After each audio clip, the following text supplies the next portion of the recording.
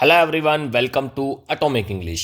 हमारी daily special vocab class में आपका बहुत बहुत स्वागत है। ये क्लास आपको डेली 10 बजे मिल जाती है। राइट 10 बजे चैनल पर अपलोड हो जाती है ये क्लास के बेनिफिट्स बताता हूँ। देखो, डेली एडिटोरियल की जो स्पेशल वोकैब है ना, जो खास वर्ड्स हैं उनको मैं, देखो सारे नहीं होते ना इंपॉर्टेंट, जो एग्जाम ओरिएंटेड है, जो एग्जाम में आने के जिसके ज़्यादा चांसेस हैं, मैं उनको सेलेक्ट करता हूँ और यहाँ पर रखता हूँ। देन उनको बहुत तरीके से उनको एक्सप्लेन करता हूँ। उनका आइडेंटिफिकेशन क्या है कि भाई वो पार्ट ऑफ स्पीच में वो एडजेक्टिव है, एडवर्ब है, नाउन है, क्या है। देन उसका हिंदी मीनिंग, इंग्लिश मीनिंग, उसके बाद एंटोनियम्स, सिनोनियम्स इसी में आपको मिल जाते हैं।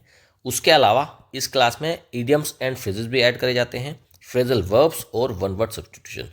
तो एक सिंगल वोकैब की क्लास में आपको इतना सारा कुछ मिल जाता है और बहुत तरीके से उसको एक्सप्लेन करा जाता है, जिससे आपको पढ़ते पढ़ते ही वो याद हो जाएगा। ठीक है जी। ये क्लास मैं रोज़ कहता हूँ, ये क्लास पूरे यूट्यूब पर बेस्ट वोकैब क्लास है। उसकी रीज़न है, देखो ये जो ट्री की एमसीक्यूज लिखा ना, ये पार्ट सबसे बेस्ट बनाता है। देखो क्या होता है ना, हम एक बार पढ़ तो लेते हैं, हमको याद नहीं हो पाता है, लेकिन जब हम इसको एक बार तो यहाँ मैं एक्सप्लेन करता हूँ, साथ में सेंटेंस में यूज़ करवाता हूँ, तो वहाँ पर चीज़ें क्लियर हो जाती हैं। लेकिन वो परमानेंटली याद नहीं होती। परमानेंटली याद होती है जब हम प्रैक्टिस करते हैं ना इसकी। सारे जितनी भी चीज़ें आपने ये पढ़ी हैं, इन सब के मैं क्वेश्चंस बना लेता हूँ और उनको प्रैक्टिस करवाता हूँ, तो प्रैक्टिस के बाद आपको परमानेंटली याद हो जाता है। ठीक है जी। तो ये इसलिए फिर इसको मैं बोलता हूँ कि ये बेस्ट वोकैब क्लास है। उसके अलावा 7 बजे, डेली 7 बजे चैनल पर एडिटोरियल की क्लास होती है। ठीक है। तो अगर आपको रीडिंग की दिक्कत है, ठीक है, रीडिंग पार्ट आपका कमज़ोर है या फिर ग्रामर, अगर ये दोनों पार्ट कमज़ोर है तो आप उसको करो। बहुत इंपॉर्टेंट क्लास हो रही है वो आजकल, और उसमें ना 25 क्वेश्चंस के आसपास में प्रैक्टिस करवाता हूँ। तो ग्रामर, कॉम्प्रहेंशन और रीडिंग, ये सारी चीज़ें, उसके अंदर वोकैब भी थोड़ी सी रहती है। तो ये सारा कुछ करवा के जब प्रैक्टिस सेट हो जाता है, तो पूरा आप ऐसे मान के चलो कि एक क्वेश्चन पेपर ही रोज़ आप सोल्व कर रहे हो और क्लास भी लगा रहे हो। तो वो भी बहुत इंपॉर्टेंट क्लास है, वो भी बेस्ट क्लास है एडिटोरियल की on the whole YouTube. Alright. तो ये दोनों हो गए। अच्छा, इन क्लासेस के आप बेनिफिट कैसे ले सकते हो? देखो, पीडीएफ टेलीग्राम पर अवेलेबल रहती है, डिस्क्रिप्शन में मिल जाएगा आपको लिंक।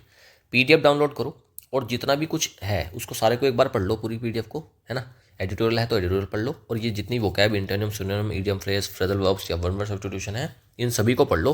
और उसके बाद जो लगभग इसमें 20 से 25 क्वेश्चन तो इसमें हैं और 25 क्वेश्चन इसमें हैं, आप इनको खुद से अटैम्प्ट कर लो। ठीक है जी। अगर इन 25 में से, वोकैब वाली क्लास में अगर आप 25 में से 15 प्लस भी अगर आप स्कोर कर पा रहे हो, तो मेरा यकीन मानो आप बहुत अच्छा कर रहे हो वोकैब में। कुछ ही महीने अगर आपने ये चीज़ें कंटिन्यू रखी तो आप बन जाएंगे वोकैब के चैंपियन। ठीक है जी। उसके अलावा बेनिफिशियरीज बता देता हूँ भाई, किन को फ़ायदा होगा इस क्लास का। जितने भी एसएससी एस्पायरेंट्स हैं, चाहे वो सीजीएल की तैयारी करते हो, सीपीओ, सीएचएसएल, स्टेनो, या फिर कोई भी एसएससी का एग्ज़ाम जिसमें इंग्लिश आ रहा है, अगर आप इन सभी एग्ज़ाम की तैयारी कर रहे हैं तो ये क्लास आपके लिए बेस्ट है। सीधा आपको बेनिफिट मिलेगा, और यही इतने इंपॉर्टेंट हैं ये वर्ड्स, ये आपको एग्जाम में ऐसे ही रखे हुए मिल जाते हैं। ठीक है जी। उसके अलावा बैंक के जो एस्पायरेंट्स हैं, रेलवे, डिफेंस जैसे कि एनडीए और सीडीएस हो गया, टीचिंग के भी एग्जाम्स इसमें जिनमें इंग्लिश आती है उसमें बेनिफिशियल है। और यूपीएससी एस्पायरेंट्स, भाई साहब यूपीएससी वालों, आपके लिए तो बहुत इंपॉर्टेंट है, क्योंकि आपके पास कितना भी नॉलेज हो, अगर वर्ड्स नहीं है, शब्द नहीं है लिखने के लिए, तो वो नॉलेज किसी काम की नहीं है। तो यहाँ से आप वर्ड सीखिए, इसलिए आपके लिए बहुत इंपॉर्टेंट है यूपीएससी एस्पायरेंट्स के लिए। ऑलराइट। चलिए, चैनल पर अगर नए हैं तो चैनल को सब्सक्राइब कर लें for more important updates. Alright, फिर शुरू करते हैं आज की क्लास को। वोकैबुलरी वर्ड्स, पहला वर्ड है इवेड। ये वर्ब होता है, हिंदी मीनिंग होता है इसका टालना या फिर बचकर निकलना। इवेड करना मतलब बचकर निकल जाना किसी चीज़ से। टू एस्केप, एस्केप करना या फिर अवॉइड करना किसी चीज़ को, एस्पेशली बाई क्लेवरनेस और ट्रिकरी। आपको ट्रिक लगाते हो, कोई चतुराई दिखाते हो, क्लेवरनेस दिखाते हो और आप बचकर निकल जाते हो, उसको बोलते हैं इवेड करना। The politicians tried to evade. Politician ने क्या ट्राई करा है, राजनेता ने क्या ट्राई करा है, इवेड करना, बचकर निकलने का। The difficult question during the interview. Interview हो रहा था, पॉलिटिशियन से वो खतरनाक सा क्वेश्चन पूछ लिया गया, तो अब पॉलिटिशियन क्या ट्राई कर रहा है, उसने क्या ट्राई करा, उसने करा इवेड, बचकर भागने की कोशिश करी, बचकर निकलने की कोशिश करी। सिनोनिम हो जाता है अवॉइड, एस्केप करना या फिर एल्यूड करना। एल्यूड को मार्क करो, बहुत इंपॉर्टेंट वर्ड है। एस्केप भी ठीक है, इसको भी मार्क कर लो। अच्छा, एक तरफ तो बचकर निकल रहे हैं, टाल रहे हैं चीज़ों को, लेकिन दूसरी तरफ कन्फ्रंट कर रहे हैं, मतलब उसका सामना कर रहे हैं, फेस कर रहे हैं और एनकाउंटर कर रहे हैं। एनकाउंटर मार्क करो। एनकाउंटर का मतलब ये नहीं होता सीधा गोली मार दी पुलिस ने तो वो एनकाउंटर हो गया, नहीं। एनकाउंटर का मतलब होता है सामना करना। ठीक है। तो एनकाउंटर और कन्फ्रंट इसके एंटोनिम्स हो जाते हैं। आगे अगला वर्ड है एडेज। नाउन होती है, इसका मतलब होता है कहावत या फिर लोकोक्ति। कोई कहावत होती है ना, जैसे कोई भी बात होती है, जो मुहावरा टाइप की कहावत होती है, उसको बोलते हैं अडेज। एक शॉर्ट है, मेमोरेबल सेइंग है, जो यादगार है, पहले से कहते आ रहे हैं। That expresses a general truth, जो एक जनरल ट्रूथ सामने लाती है। द ओल्ड एडेज, जो पुरानी कहावत है, प्रैक्टिस मेक्स परफेक्ट, प्रैक्टिस से आप परफेक्ट बनते हो, holds true in every field, तो हर जगह वो सही साबित होती है। तो प्रैक्टिस मेक्स परफेक्ट क्या होगी, एडेज हो गई, कहावत हो गई। तो सिनोनिम क्या हो जाएगा, प्रोवर्ब होना, मैक्सिम होना और अफोरिज्म होना। अफोरिज्म को मार्क करो, मैक्सिम को भी मार्क करो, तो ये इसके सिनोनिम हो जाते हैं। अच्छा, एक तरफ तो कहावत है जो कि सही साबित हो रही है, लेकिन दूसरा फॉलेसी है, फॉल्सहुड है, झूठ है, वो सही साबित नहीं हो रही, मिसकंसेप्शन है, आपने गलत धारणा बना रखी है। तो इसके तीनों एंटोनिम्स हो जाते हैं, मिसकंसेप्शन, फॉलेसी और falsehood.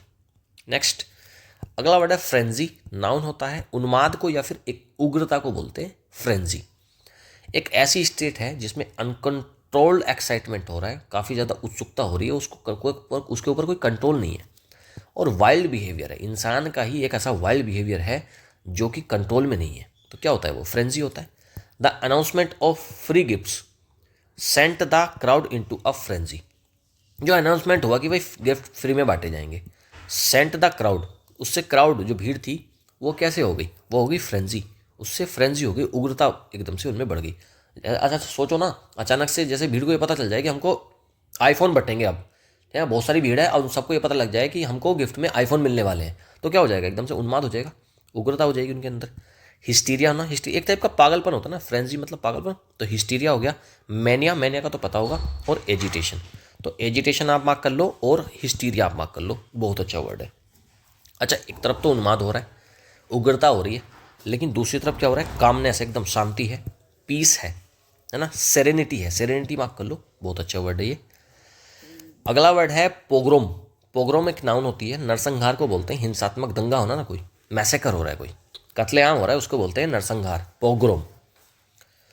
N organised massacre of a particular ethnic और रिलीजियस ग्रुप, किसी एक पर्टिकुलर जाति का या फिर रिलीजियस ग्रुप का अचानक से मैसेकर हो जाता है, उसको बोलते हैं pogrom. The history books recount the tragic pogrom that devastated the community. History books में क्या चीज़ें लिखी पता चलती हैं, जो ट्रेजिक, एक दुखद पोग्रोम हुआ था, नरसंहार हुआ था, दैट डिवास्टेटेड द कम्युनिटी, जिससे पूरी कम्युनिटी तबाह हो गई थी। सिनोनिम हो जाते हैं मैसेकर, जेनोसाइड और स्लॉटर, तीनों बहुत अच्छे वर्ड हैं, तीनों को ही मार्क करना। अच्छा, एक तरफ तो हो रहा है नरसंहार, मैसेकर हो रहा है, जेनोसाइड हो रही है, कत्लेआम हो रहा है, लोगों को मारा जा रहा है, लेकिन दूसरा प्रोटेक्शन है, बचाया जा रहा है, सिक्योरिटी दी जा रही है और सेफगार्ड करी जा रही हैं चीज़ें, तीनों इसके हो जाते हैं एंटोनिम्स, प्रोटेक्शन, सिक्योरिटी और सेफगार्ड। नेक्स्ट, अगला वर्ड है असेलेंट। नाउन होता है हमलावर को बोलते हैं असेलेंट, आक्रमणकारी, जो हमला करता है ना, जो फिजिकली अटैक करता है कोई पर्सन किसी के ऊपर, तो उसको बोलते हैं असेलेंट। The police arrested the असेलेंट, police ने किसको अरेस्ट कर लिया है, असेलेंट को, हमला करने वाले को, हमलावर को अरेस्ट कर लिया है, with in hours of the attack, घंटों में अटैक हुआ था, उसके घंटों के भीतर ही असेलेंट को अरेस्ट कर लिया गया है पुलिस के द्वारा। तो असेलेंट को अटैकर हो गया जो अटैक कर रहा है, अग्रेसर हो गया या फिर इन्वेडर, इन्वेडर मार्क कर लो, अग्रेसर और अटैकर तो समझ में जाएगा।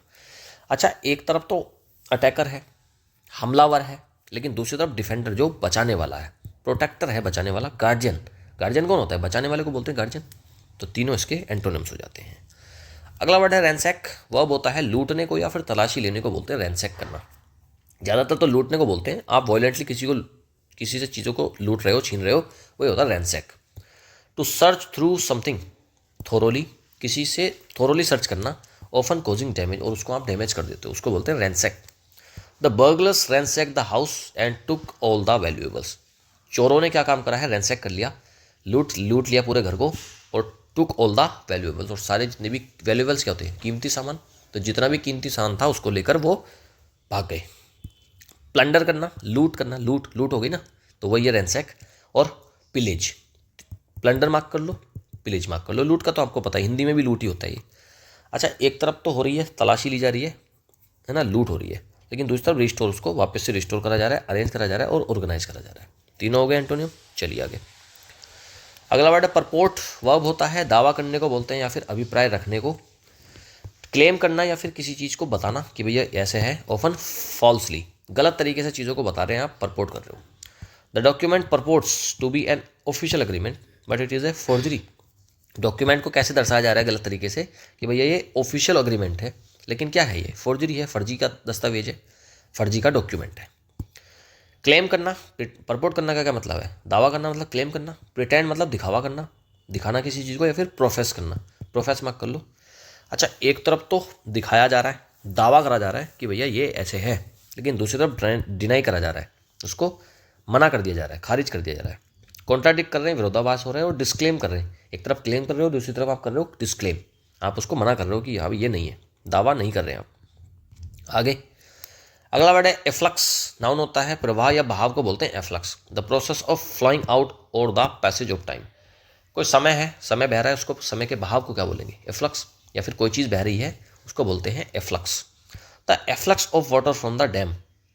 जो एफ्लक्स, जो बहाव है ना पानी का डैम से, was controlled to prevent flooding. उसको कंट्रोल क्यों करा गया है, जिससे कि आप प्रिवेंट कर पाएँ, बचा पाएँ क्या चीज़, फ्लडिंग, बाढ़ ना आए जिससे। तो डैम में क्या होता है, हम जो इफ्लक्स होता है वाटर का, जो प्रवाह होता है, उस प्रवाह को हम रोकते हैं, कंट्रोल करते हैं। सिनोनिम देखते हैं एफ्लक्स के। बहाव मतलब आउटफ्लो, डिस्चार्ज हो रही है कोई चीज़, बह रही है, रिसाव हो रहा है, और एमिशन होना, एमिशन मार्क कर लो। अच्छा, आउटफ्लो भी अच्छा है, इसको भी मार्क कर लो। एक तरफ तो देखो बहाव हो रहा है, बाहर की तरफ बह रहा है, लेकिन दूसरी तरफ इन्फ्लक्स हो रहा है, अंदर की तरफ है, इनटेक करा जा रहा है, अंदर लिया जा रहा है, एक्यूमुलेशन हो रहा है, उसको इकट्ठा करा जा रहा है। तो तीनों हो गए इसके एंटोनियम्स। इसमें से आप एक्यूमुलेशन मार्क करेंगे और इन्फ्लक्स मार्क करेंगे। आगे अगला वर्ड है इम्पेडिमेंट। कल भी आया था ये, नाउन होता है, इसको बोलते हैं बाधा या फिर अवरोध। समथिंग दैट ऑब्स्ट्रक्ट, जो रोकेगा, स्लो करेगा प्रोग्रेस को, उसको बोलते हैं impediment. His lack of confidence was a major impediment to his success. उसका जो कॉन्फिडेंस में कमी थी ना, वो क्या था, वो उसका एक मेजर इम्पेडिमेंट, मतलब बहुत बड़ा रोड़ा था उसकी सक्सेस में। ऑब्स्टेकल होना, हिंड्रेंस होना और बैरियर होना। हिंड्रेंस मार्क करो और ऑब्स्टेकल भी मार्क करो, ठीक है। बैरियर का आपको पता होगा। एक तरफ तो देखो बाधा हो रही है, रोका जा रहा है चीज़ों को, लेकिन दूसरा एड हो रही है। एड का मतलब क्या है, हेल्प, सहायता, असिस्टेंस दी जा रही, सहायता दी जा रही है, और फैसिलिटेशन हो रहा है, उसको सहायता। तीनों का वही मीनिंग है, फैसिलिटेशन को आप मार्क कर लें। नेक्स्ट, इनएविटेबल एडजेक्टिव होता है ये, इसको बोलते हैं अनिवार्य या फिर अपरिहार्य। इनएविटेबल मतलब कोई चीज़ अनिवार्य है, होनी ही होनी है, उसको टाला नहीं जा सकता, वही है इनएविटेबल। सर्टेन टू हैपन, कोई चीज़ होनी ही होनी है। अनअवॉइडेबल है, जिसको अवॉइड नहीं किया जा सकता। With the increasing pollution, pollution बढ़ने के साथ क्लाइमेट चेंज जो है हैज़ बिकम इनएविटेबल। अब क्लाइमेट चेंज होना इनएविटेबल हो गया है, उसको टाला नहीं जा सकता। अनअवॉइडेबल है, इनएस्केपेबल है, और सर्टेन है। अनअवॉइडेबल मतलब आप उसको अनअवॉइड मतलब अवॉइड नहीं कर सकते। इनएस्केपेबल, इनएस्केपेबल मतलब आप उसको एस्केप नहीं कर सकते, उससे बच नहीं सकते, सर्टेन है। अच्छा, एक तरफ तो भाई जिसको टाला नहीं जा सकता अनअवॉइडेबल है, लेकिन दूसरी तरफ अवॉइडेबल है, उसको टाला जा सकता है। प्रिवेंटेबल है, प्रिवेंट करा जा सकता है। अनलाइकली है, नहीं होगा ऐसा। तो तीनों इसके क्या हो जाते हैं, एंटोनिम्स। अगला वर्ड है अनट्रामेल्ड। अनट्रामेल्ड एडजेक्टिव होता है निरंकुश, बाधा रहित, जिसके ऊपर कोई रेस्ट्रिक्शन ही नहीं है या फिर लिमिट ही नहीं है। नॉट रेस्ट्रिक्टेड और नॉट लिमिटेड, मतलब अनलिमिटेड है वो, निरंकुश, कितना भी हो सकता है। आर्टिस्ट की जो क्रिएटिविटी थी वॉज अनट्रेमल्ड, वो क्या थी, निरंकुश थी। बाय एनी कन्वेंशनल रूल्स, किसी भी कन्वेंशनल रूल से। अनरेस्ट्रेन्ड होना मतलब रोक नहीं है उस पर कोई भी। अनकंस्ट्रेन्ड है, फ्री है कोई चीज़। अच्छा, एक तरफ तो भाई कोई निरंकुश है, कोई बाधा ही नहीं है, कोई रेस्ट्रिक्शन नहीं है, लेकिन दूसरी तरफ क्या है, रेस्ट्रिक्टेड है, उसको उस पर रेस्ट्रिक्शन लगी है। लिमिटेड है कोई चीज़, कॉन्स्ट्रेंड है, ठीक है। तो तीनों कॉन्स्टेंट मार्क करो ना, बहुत अच्छा वर्ड है कॉन्स्टेंट, मार्क कर लो इसको। आगे चलिए, वर्ड्स तो कंप्लीट हो गए, एंटोनिम सिनोनिम पूरे हो गए हैं। अब हम करते हैं इडियम्स एंड फ्रेजेस। पहला है कम आ क्रोपर। शुरू करने से पहले अगेन बता देता हूँ मैं, 200 इंपॉर्टेंट इडियम्स एंड फ्रेजेस की 2 वीडियो पड़ी हैं चैनल पर ऑलरेडी। वहाँ से ना बहुत ज़्यादा रिपीट होते हैं, मोस्ट इंपॉर्टेंट है वो, हर एग्जाम में रिपीट होते हैं। वहाँ से 2 से 3 इडियम फ्रेजेस आप उसको देखिए, प्लेलिस्ट में मिल जाएगा आपको, और उसको देखकर आप अपने 2 से 3 मार्क्स सिक्योर कर सकते हैं। चलिए, कम आ क्रोपर, असफल होने को बोलते हैं come a cropper. To fail badly और meet with disaster, completely fail कर जाना, बहुत बुरी तरीके से फेल कर जाना, या फिर एक तबाही हो जाना, उसको बोलते हैं कम आ क्रोपर। कोई व्यक्ति था, पहले किसान था, क्रोपर था, वो क्रॉप उगाता था, ठीक है। क्रॉप क्या होती है, फसल। पहले वो फसल उगाता था, फिर वो चला गया बिजनेस करने, लेकिन फिर क्या होगा, वो फेल हो गया। तो अब कैसा, कम आ क्रोपर, अब क्या हो गया, वो फिर से क्रोपर बन गया। तो कम अक्रोपर मतलब असफल होना। His business came a cropper due to mismanagement, उसका जो बिजनेस था क्या हो गया, केम अक्रोपर मतलब असफल हो गया, फेल हो गया ड्यू टू मिसमैनेजमेंट, गलत मैनेजमेंट की वजह से। कम बैक टू अर्थ, हकीकत में लौटना, ये तो सिंपल है यार, औकात में वापस आना, कम बैक टू अर्थ, धरती पे वापस आना। कोई व्यक्ति है ना, वो कामयाब हो रहा था या जो भी कुछ कर रहा था वो, तो वो हवा में उड़ने लगा था, लेकिन अचानक से फिर क्या हुआ, वो फेल हो गया, उसकी क्या हो गया, वो वापस से अर्थ पर आ गया, मतलब क्या हो गया, औकात में वापस आ गया, हकीकत में लौट आया, come back to earth. To return to reality after a period of excitement और ड्रीमिंग, वापस से रियलिटी में वापस आ जाना एक पीरियड ऑफ एक्साइटमेंट या फिर ड्रीमिंग के बाद। आफ्टर हिज वैकेशन, वैकेशन के बाद ही had to come back to earth and start working again, उसको वापस से रियलिटी में लौटना पड़ा और अपने काम को शुरू करना पड़ा। नेक्स्ट, कॉल इन क्वेश्चन, संदेह करना, टू डाउट और challenge something. Call in question, आप किसी पर संदेह कर रहे हो ना, क्वेश्चन कर रहे हो आप किसी पर, तो वही तो है कॉल इन क्वेश्चन, संदेह करना। His credibility was called in question after the fraud allegation, उसकी जो क्रेडिबिलिटी थी, उसकी जो विश्वसनीयता थी, वॉज कॉल्ड इन क्वेश्चन, उस पर संदेह करा गया आफ्टर द फ्रॉड एलिगेशंस, उस पर फ्रॉड एलिगेशंस लगने के बाद। तो वही हो गया कॉल इन क्वेश्चन मतलब संदेह करना, डाउट करना, सस्पेक्ट करना। कट वंस कोट, अपनी सीमाओं में रहना, to live within one's mean. अच्छा देखो, आम कोट सिलवाते हैं, कोट होता है ना, सूट जिसको बोलते हैं कोट। अगर हमारे पास बहुत पैसे हैं तो हम क्या करेंगे, मार्केट जाएंगे और जाकर कह देंगे भाई ला कोट का कपड़ा दे दे, जितना मर्जी उतना दे दे।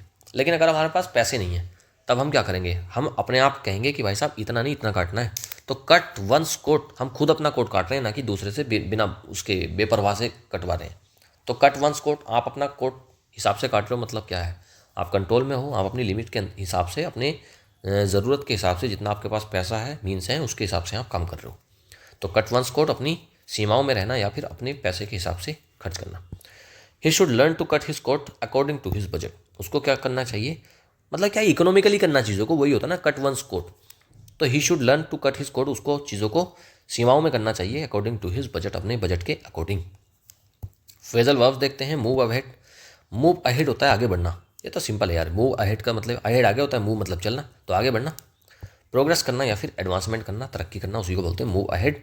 डेस्पाइट चैलेंजेस, मुसीबतों के बावजूद, he continue to move ahead in his career, उसने क्या कंटिन्यू करा, उसने जारी रखा है आगे बढ़ना अपने करियर में। तो मूव अहेड मतलब आगे बढ़ना।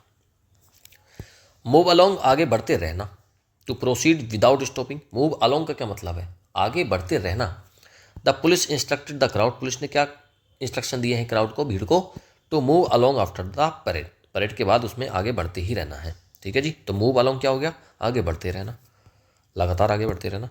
मूव अवे, ये भी सिंपल है, दूर जाने को बोलते हैं move away, to leave a place और पर्सन, किसी एक पर्सन को छोड़कर मूव अवे करके, अवे क्या होता है दूर, मूव मतलब चले गए, तो आप दूर चले गए, दूर जाने को बोलते हैं मूव अवे।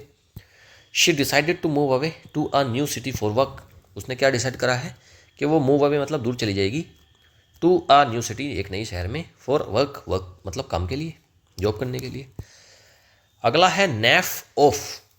देखो ये जो ऑफ आता है ना, इसका मतलब होता है कि सेपरेशन, अलग होने को बोलते हैं नैफ, अलग होने को बोलते हैं ऑफ। नैफ ऑफ का क्या मतलब होता है, दूर चले जाने को बोलते हैं असभ्य रूप से।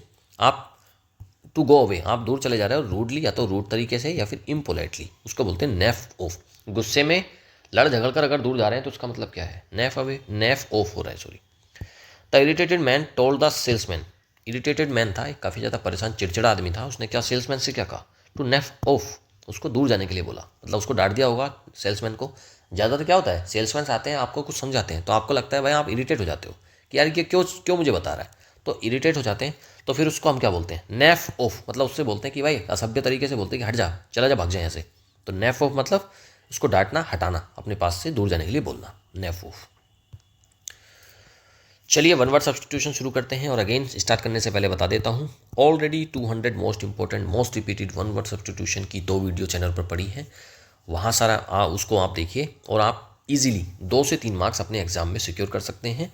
उन वीडियोस से हमेशा 2 से 3 वन वर्ड सब्सटीट्यूशन ज़रूर आपको एग्जाम में देखने को मिलेंगे, बहुत इंपॉर्टेंट है, हर एग्जाम में रिपीट होते हैं वो, तो उनको देखिए और अपने 2-3 नंबर सिक्योर कर लीजिए। एगोराफोबिया, पहला है एगोराफोबिया, खुली जगहों के डर को बोलते हैं agoraphobia.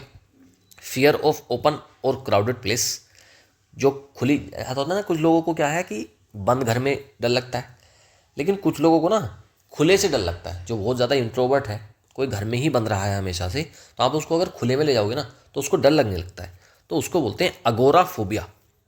Due to his agoraphobia, अपनी खुली जगहों के डर की वजह से, he avoids going to malls and markets, तो वो क्या अवॉइड करता है, मॉल और मार्केट जाना से अवॉइड करता है, बचता है। बहुत सारे लोगों को होता है कि वो बाहर सोशल तरीके से नहीं जा सकते, तो वही होता है अगोराफोबिया, खुली जगहों का डर। एक्रोफोबिया, अब भाई एक्रोफोबिया क्या है ये होता है ऊंचाई का डर। कुछ लोगों को तो देखो एगोराफोबिया हो गया, लेकिन कुछ लोगों को क्या है, ऊंचाई से डर लगता है। जैसे वो ऊंची बिल्डिंग पर जाएंगे या फिर किसी पहाड़ पर जाएंगे तो वो नीचे नहीं देख सकते, उनको डर लगता है बहुत, उनको ऐसा लगता है कि वो गिर जाएंगे, मर जाएंगे, तो वही होता है acrophobia, fear of Heights. His acrophobia prevents him from enjoying roller coasters, उसकी जो एक्रोफोबिया है ना वो उसको रोकता है किस चीज़ से, from enjoying roller coaster. Roller coaster एक टाइप का झूला टाइप का होता है, तो उससे वो उसको रोकता है एक्रोफोबिया, क्योंकि हाइट का जो रोलर कोस्टर होता है ऊपर से नीचे की तरफ आ रहा होता है ना वो झूला, तो फिर उससे वो रोकता है उसको, एक्रोफोबिया है उसको। एस्ट्राफोबिया, बिजली की गड़गड़ाहट का डर। एस्ट्रा मतलब बिजली वाली गड़गड़ाहट को बोलते हैं एस्ट्राफोबिया। तो जो बिजली की होते हैं ना, बहुत सारे लोग, जैसे बारिश हो रही है तो अचानक से जैसे बिजली गड़गड़ाती है तो कुछ लोग डर जाते हैं। मूवीज़ में दिखाते हैं ना, एक हीरो है एक हीरोइन है, और जैसे अचानक से बिजली गड़गड़ाएगी तो हीरोइन डर जाएगी, उसको हक कर लेगी, तो वो वाला जो डर होता है ना वो उसको बोलते हैं एस्ट्राफोबिया। फियर ऑफ थंडर, थंडर जो बिजली गड़गड़ा रही है या फिर लाइटनिंग हो रही है उसको बोलते हैं, उसके डर को एस्ट्राफोबिया। Children with एस्ट्राफोबिया often hide during storms, जो बच्चे होते हैं ना एस्ट्राफोबिया वाले, जिनको बिजली की गड़गड़ाहट से डर लगता है, तो वो क्या करते हैं, ज़्यादातर छिप जाते हैं ड्यूरिंग स्टॉर्म्स, तूफान में वो छिप जाते हैं, बारिश या तूफान में छिप जाते हैं वो बच्चे। एंथ्रोपोफोबिया, दो वर्ड से बना है, एंथ्रोपो और फोबिया। फोबिया डर होता है और एंथ्रोपो क्या होता है, एंथ्रोपोज होता है ह्यूमन, इंसान के लिए यूज़ करते हैं एंथ्रोपो। तो एंथ्रोपोफोबिया क्या हो गया भाई, लोगों से मिलने का डर है, हम मिल ही नहीं सकते, हमें डर लगता है लोगों से मिलने में। तो फियर ऑफ पीपल और सोशल इंटरेक्शन, तो सोशली इंटरेक्ट करने का जो डर होता है ना, लोगों से मिलने का बातचीत करने का जो डर होता है, बहुत सारे जो इंट्रोवर्ट्स होते हैं उनमें क्या डर होता है, वो पार्टी वगैरह को एंजॉय नहीं करते, वहाँ पर जाने से बचते हैं, क्योंकि उन्हें बातचीत करने में डर लगता है, लोगों से शर्म आती है, डर लगता है, तो फोबिया हो जाता है। His anthropophobia made it difficult for him to attend gatherings, तो वो गैदरिंग से होता है, लोग जहाँ इकट्ठे होते हैं, सोशल पार्टी वार्टी को बोलते हैं गैदरिंग, तो फिर वो क्या करता है, उसका जो एंथ्रोपोफोबिया है उसने डिफिकल्ट बना दिया है उसको मीटिंग अटेंड करना। चलिए, ये तो हमने सारी वोकैब वगैरह पढ़ ली है, अब हम करते हैं वो खतरनाक काम जिसके बाद अभी इसी क्लास में आपको सारी वोकैब याद हो जाएगी। हम करते हैं वोकैब की प्रैक्टिस। इवेट का मतलब बता दो भाई कि इवेट का क्या मतलब है। इवेट का मतलब होता है बचना, किसी चीज़ से बचकर निकल जाना, एस्केप करना। आप कन्फ्रंट तो नहीं कर रहे, सामना तो नहीं कर रहे, अटेंशन भी नहीं सीख कर रहे और एम्ब्रेस भी नहीं कर रहे, आप क्या कर रहे हो, आप बचकर निकल रहे हो या फिर अवॉइड कर रहे हो। बी ऑप्शन करेक्ट हो जाएगा। नेक्स्ट अगला है which of the following is an example of अडेज। अडेज क्या होता है, कहावत होती है, इनमें से बता दो कौन सा कहावत है। The early bird catches the worm, हाँ ये हो सकती है। I will go to the market tomorrow, ये तो एक सेंटेंस कोई बोल रहा है, ये तो कहावत थोड़ी है। He is a very rich man, ये भी एक सिंपल फैक्ट है। She went to the store, ये सेंटेंस है सारे। जो पहला वाला है ना, जो early bird catches the worm, यही हो जाता है हमारा अडेज कहावत, कि जो पहले वर्ड पहुंचता है वही क्या पकड़ता है, कीड़ों को पकड़ता है। तो यही हो गया ए ऑप्शन करेक्ट, अडेज है, ये कहावत है। Pogrom, if a mob indulges in a pogrom, अगर एक मॉब होती है भीड़, लोगों की भीड़ है, अगर वो इंडल्ज हो जाती है, शामिल हो जाती है एक पोग्रोम में, तो वो क्या कर रहे हैं फिर। पोग्रोम का मतलब होता है नरसंहार। अगर एक मॉब पोग्रोम में शामिल होगी तो फिर वो क्या करेगी, पीसफुल तो नहीं करेगी, फिर पॉलिटिकल डिबेट भी नहीं करेगी, रिलीजियस सेलिब्रेशन भी नहीं होगा, फिर क्या होगा, एक वायलेंट, एक खतरनाक हिंसक क्या होगा, मैसेकर, कत्लेआम होगा एक पर्टिकुलर ग्रुप का। अगर मॉब इंडल्ज हो गई पोग्रोम में तो फिर क्या होगा, मैसेकर होगा। तो पोग्रोम का क्या मतलब हो गया, massacre, B option correct. What is the closest synonym of frenzy, frenzy होता है पागलपन, उन्माद, उसी को बोलते हैं फ्रेंजी। उसका सिनोनिम पूछा है, सेरेनिटी तो है नहीं, बोर्डम भी नहीं है और डलनेस भी नहीं है। फ्रेंजी क्या होता है, पागलपन, तो ये हो जाएगा मैडनेस, बी ऑप्शन करेक्ट हो जाएगा। देखो, इस प्रैक्टिस के बाद मुझे पूरी उम्मीद है आपको सारे वर्ड्स यहीं पर याद हो जाएंगे। तरीके से चीज़ों को एक्सप्लेन करता हूँ मैं, और प्रैक्टिस होती है, प्रैक्टिस में भी आपको एक्सप्लेन करता हूँ, तो फिर मुझे नहीं लगता यार इसके बाद आपको बचेगी, इसीलिए मैं बोलता हूँ ये बेस्ट क्लास है पूरी यूट्यूब पर। चलिए अगला देखते हैं। A person described as an assailant is likely to, किसी पर्सन को अगर आप एजेलेंट कब बोलोगे, अजेलेंट कौन होता है, जो कोई आक्रमण करता है, हमला करता है, उसी को तो बोलते हैं असेलेंट, हमलावर को। तो इनमें से कौन सा होगा, किसको आप बोल दोगे असेलेंट? जो डिफेंड करेगा किसी को उसको आप असेलेंट बोल दोगे क्या? जो हेल्प करेगा नीडी लोगों की, ज़रूरत में जो कोई हेल्प करता है तो उसको असेलेंट बोल देते हैं? नहीं। जो मीडिएट करेगा कन्फ्लिक्ट, जो दंगों के बीच में मध्यस्थता करेगा, बीच बिचाव करेगा, नहीं। असेलेंट होता है जो अटैक करता है, तो जो अटैक करेगा वही क्या हो गया, असेलेंट हो गया। B option correct. What does it mean to ransack? Ransack का मीनिंग पूछा भाई, रैंसैक का क्या मतलब है? एक प्लेस को, आप किसी प्लेस को रैंसैक कर रहे हो, मतलब वहाँ पर क्या कर रहे हो, आप लूटपाट कर रहे हो, या फिर उसको बहुत तरीके से आप सर्च कर रहे हो जहाँ पर डैमेज कर दोगे, आप तोड़फोड़ कर दोगे, तो रैंसैक वही है, लूटपाट तोड़फोड़। ऑर्गेनाइज और क्लीन करोगे, नहीं। फिर आप उस प्लेस को क्या करोगे, डेकोरेट कर दोगे, सजा दोगे, नहीं करोगे। इग्नोर कर दोगे उसको, नहीं। आप उसको सर्च करोगे थोरोली, और फिर क्या करोगे, उसमें डैमेज करोगे। बी ऑप्शन करेक्ट है। रैंसैक का मतलब यही होता है, किसी चीज़ को थोरोली सर्च करना और फिर उसमें डैमेज कर देना। नेक्स्ट, परपोर्टेड का मतलब पूछा है, if someone's claim is purported, तो उसका क्या मतलब है? परपोर्टेड का मतलब बता दो। अनडिनाइलेबली ट्रू है, नहीं। Supposed to be true but not. अब परपोर्टेड क्या होता है? परपोर्टेड दिखाई जा रही है कोई चीज़ लेकिन वैसी है नहीं, उसको बोलते हैं परपोर्ट करना। तो सपोज टू बी ट्रू, उसको ट्रू मान रहे हैं लेकिन वो नेसेसरी प्रूवन नहीं है, वो नॉट नेसेसरी प्रूवन, वो वैसी प्रूव नहीं हो रही। यही ऑप्शन करेक्ट हो जाएगा, बी। क्लियरली फॉल्स नहीं है ना, फिर इसकी कोई सिग्निफिकेंस है, तो यही ऑप्शन करेक्ट हो जाएगा, बी। सपोज करी जा रही है कि भाई ये ट्रू है लेकिन वो नेसेसरीली प्रूव नहीं हो रही। एफ्लक्स क्या है? The efflux of something refers to.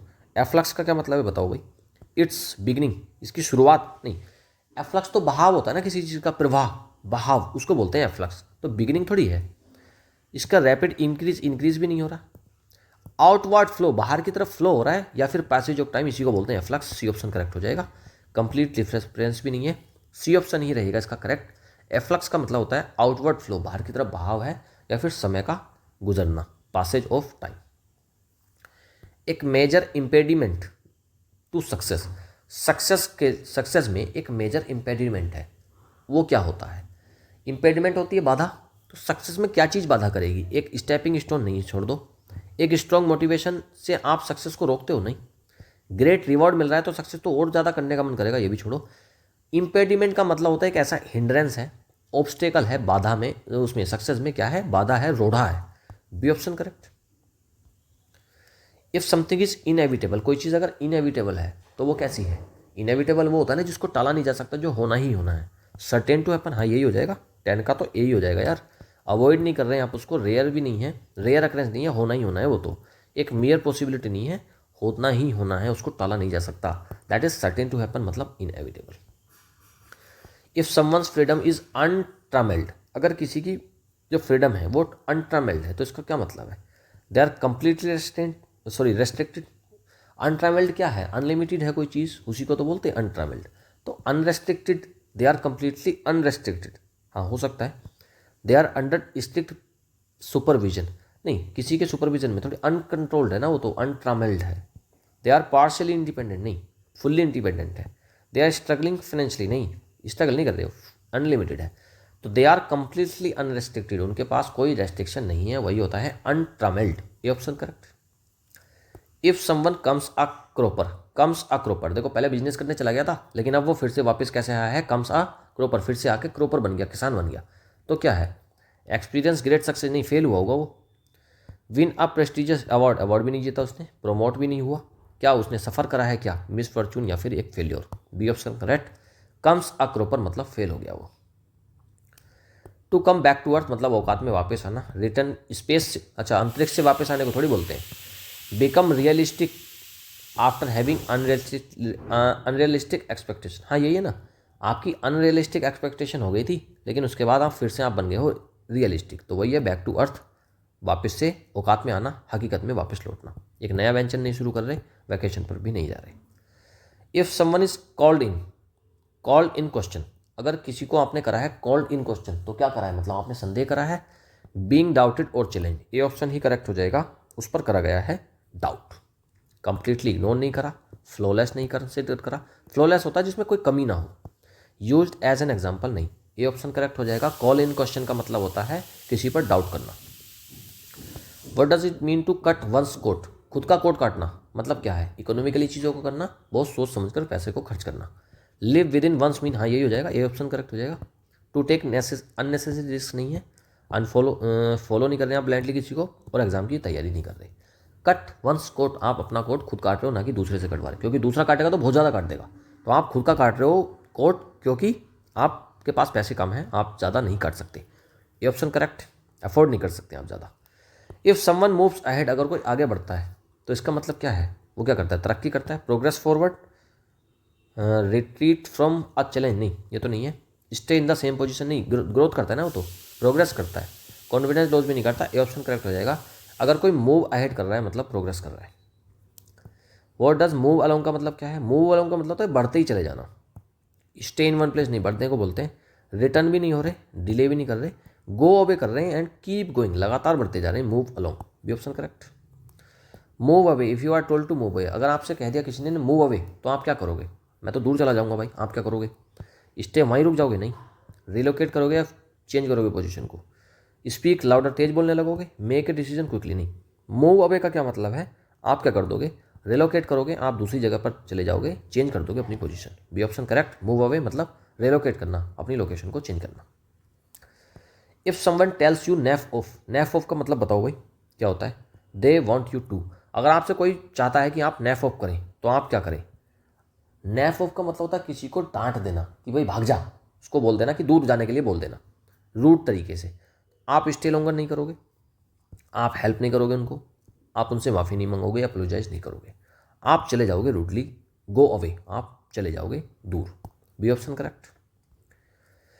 अगर कोई पर्सन अगोराफोबिया से पीड़ित है तो इसका मतलब क्या होता है, अगोराफोबिया का मतलब क्या होता है भाई, अगोराफोबिया का मतलब होता है खुली जगहों का डर, तो हाइट से तो नहीं डर रहे हैं आप, थंडर से भी नहीं डर रहे हैं आप, डार्क से भी नहीं डर रहे हैं, आप किस चीज़ से डर रहे हो, ओपन या फिर क्राउडेड स्पेस से डर रहे हो, जहाँ पर बहुत भीड़ भाड़ है, खुला है, वहाँ पर आप जाने से डर रहे हो, तो वही होता है अगोराफोबिया, भी ऑप्शन करेक्ट।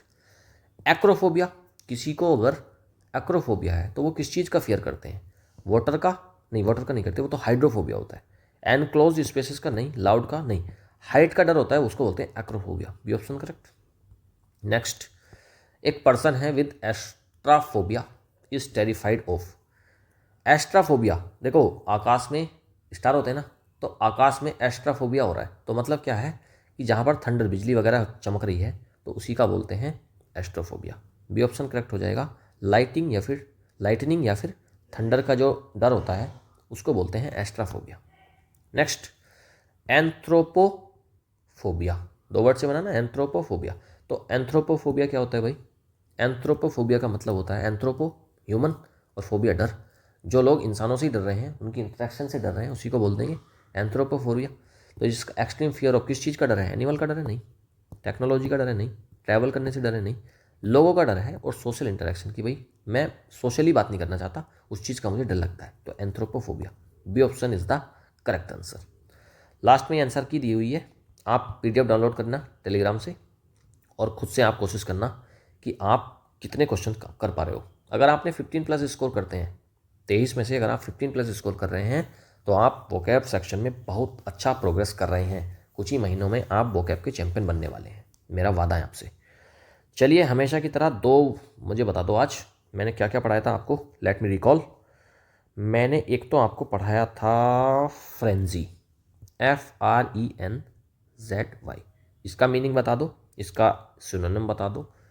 दूसरा मैं आपको बताता हूँ, एक और था यार, एक और रैनसैक का बता दो, रैनसैक, RANSACK, फ्रेंजी और रैनसैक दोनों का मीनिंग बता दो, हिंदी इंग्लिश जिसमें भी आप कंफर्टेबल बताओ, ठीक है जी।